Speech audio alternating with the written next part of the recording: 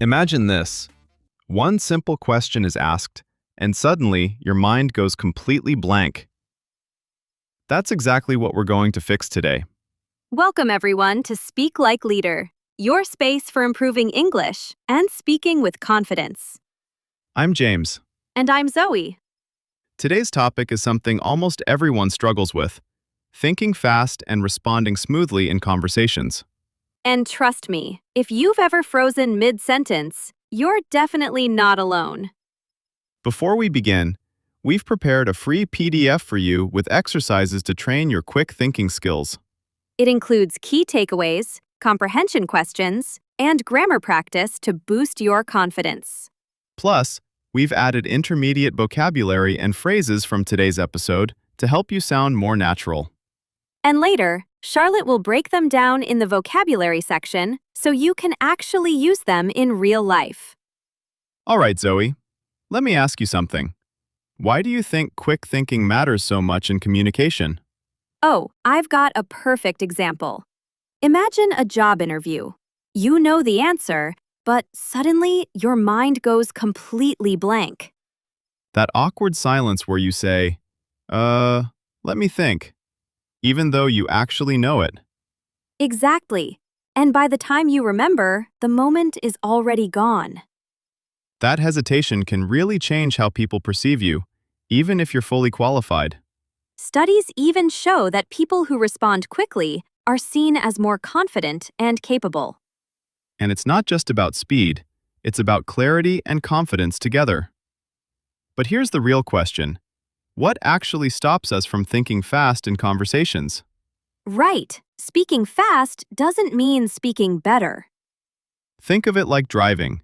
You don't need to rush, you just need the right direction. I love that analogy, because communication works the same way. But here's the real question. What actually stops us from thinking fast in conversations? One big reason is overthinking.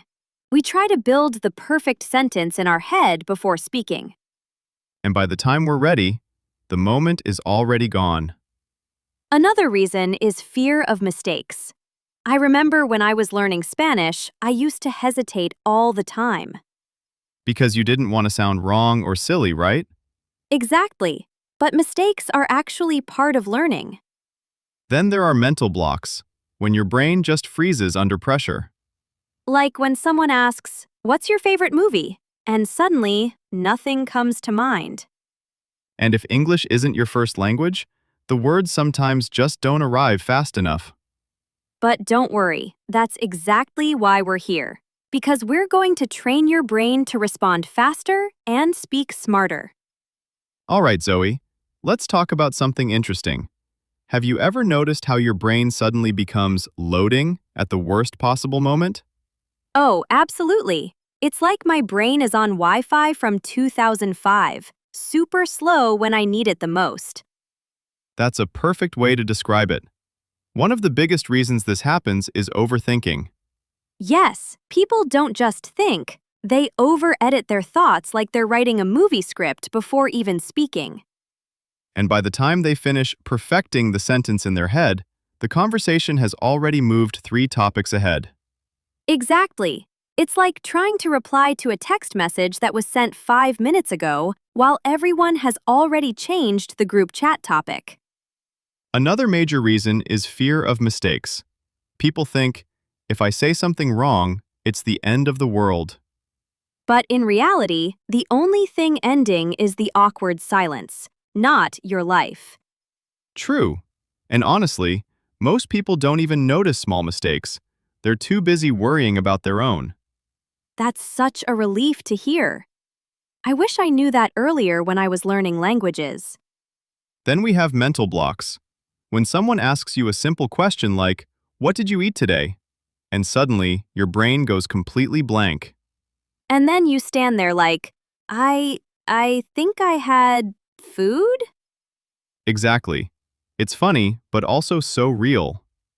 And the final challenge is language barrier. Even when you know the idea, sometimes the words just don't come fast enough. But here's the Yes, good and news. that brings us to Every our single first one of these powerful problems can be strategy, trained and staying improved with calm under practice. pressure. Because when people get nervous, their brain basically goes into emergency shutdown mode. It's like your mind says, sorry, all systems are busy right now. Please try again later. I once had a similar experience during a presentation where I completely forgot my next line. Oh no, what did you do? I just paused, took a deep breath, and reminded myself that I wasn't in danger, just speaking to humans, not lions. That mental image actually helps a lot. And the moment I relaxed, the words came back naturally. That shows how powerful calmness is. It literally unlocks your thinking speed. Exactly. Now let's move to another strategy, anticipating responses before they happen. This one is like being a conversation detective. You start predicting what people might ask next. Like in a cafe, you already know the barista will say, "What would you like to order?" before you even reach the counter. So you're basically preparing your answer in advance instead of panicking at the last second. Yes, and that small habit can completely change how fluent and confident you sound. Because when your brain is prepared, your mouth doesn't panic. It performs. And Zoe, once you start preparing like that, conversations stop feeling like surprises and start feeling more like familiar patterns. That's so true. It's like your brain slowly starts recognizing, oh, I've seen this question before, instead of going into panic mode. Exactly. And that brings us naturally to another powerful trick, using time fillers. Oh, yes. This one is a total lifesaver in real conversations. Because let's be honest, nobody has a perfectly ready answer for every question in life. If someone says, tell me your biggest life lesson, I need at least 3 seconds just to find my brain. Same here. And instead of awkward silence, you can use simple phrases like, "That's a really good question," or "Let me think for a second." And the funny thing is, it doesn't even sound like you're delaying. It sounds like you're being thoughtful. Exactly. You're not losing time, you're creating thinking space.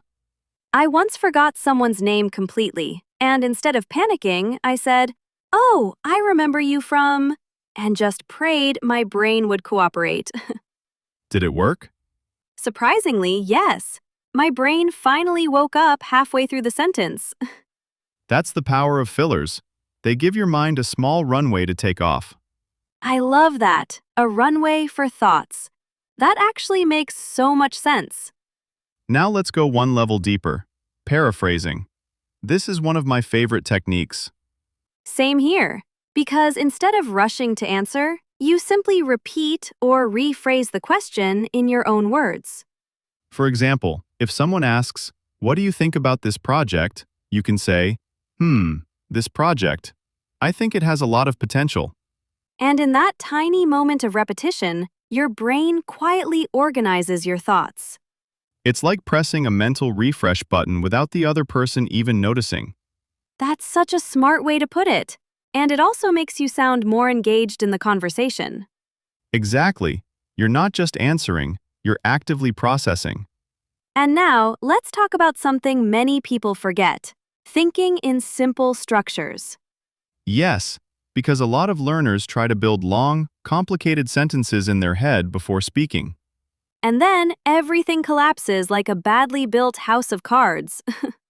But if you use simple frames like, "I think," or "My opinion is," your speech becomes much smoother. It removes pressure instantly because you're not trying to sound perfect, you're just trying to communicate. And that's the real goal of communication: clarity, not complexity. Now, let's move to something powerful: active listening.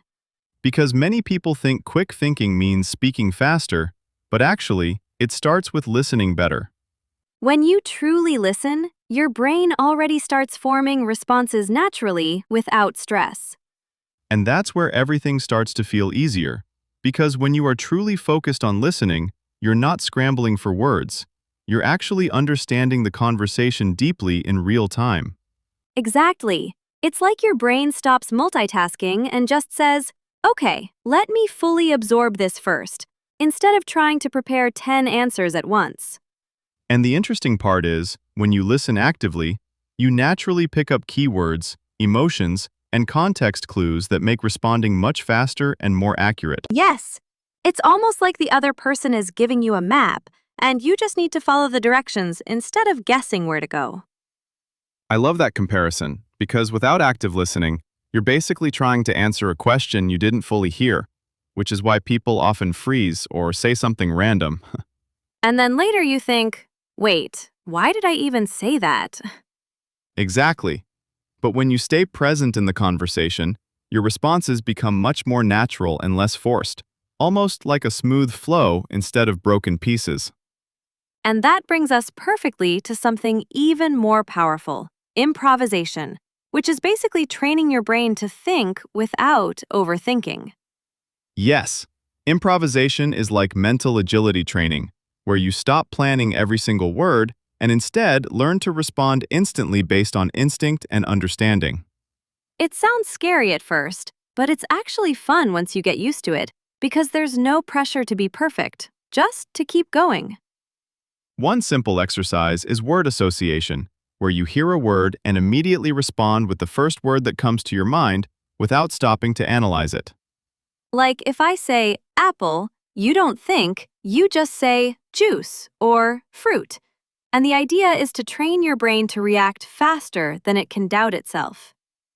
Exactly. And at first it feels a bit silly, but over time it improves your mental speed in real conversations where you don't have time to overthink. Another great exercise is storytelling under pressure, where you pick a random word and try to speak continuously for 30 seconds without stopping or freezing. And the funny thing is, even if your story doesn't make perfect sense, the goal is not perfection. It's keeping your brain active and responsive. I once tried that with the word train, and I somehow ended up talking about space travel. But I didn't stop, so it still worked. That's actually perfect, because your brain is learning flexibility instead of rigid thinking, which is exactly what quick thinking requires. And the more you practice these small exercises, the more your confidence grows in real-life conversations without you even realizing it. So at this point, we've covered calming your mind, using fillers, paraphrasing, simple structures, active listening, and improvisation, all powerful tools for faster thinking.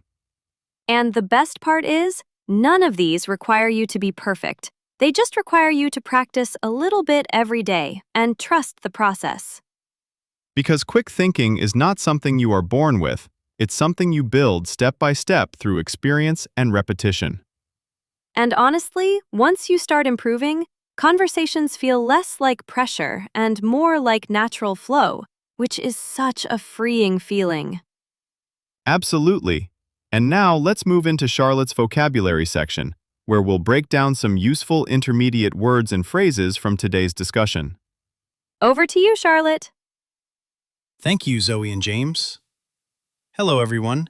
Here are 10 useful words and phrases from today's episode that will help you sound more natural and confident in English. These expressions are great for real conversations, so make sure you pay attention and try using them in your daily practice. And don't forget, small improvements every day lead to big changes in fluency over time. That's right. Try using these words in your own sentences this week, and don't forget to check your free PDF for extra exercises and practice tasks. And remember, quick thinking is not about speaking perfectly. It's about staying calm, staying clear, and staying confident in the moment. So keep practicing, keep speaking, and don't be afraid of mistakes, because every conversation is a step forward in your English journey. And now, as we move toward the end of today's episode, let's bring everything together so it really stays with you, because learning is not just about hearing ideas once, it's about building habits that slowly change the way you think and speak. Exactly, because if you only listen and don't practice, it's like watching someone learn to swim but never actually getting into the water yourself. And the truth is, every strategy we shared today, staying calm, using fillers, paraphrasing, thinking simply, listening actively, and practicing improvisation works only when you actually use them in real conversations. Yes, even one small change can make a huge difference, like just pausing before speaking instead of rushing or freezing in panic. And the more you practice, the more your brain stops seeing conversations as pressure and starts seeing them as natural interaction. And that's when fluency starts to feel effortless, not forced. I want you to imagine something. Next time someone asks you a question, instead of freezing, you smile, take a small breath, and respond smoothly without panic. And even if you don't get it perfect, you keep going confidently because you now understand that communication is progress, not perfection. That mindset alone can completely transform how people see you in conversations, interviews, meetings, and even casual talks. And honestly, people don't remember perfect grammar.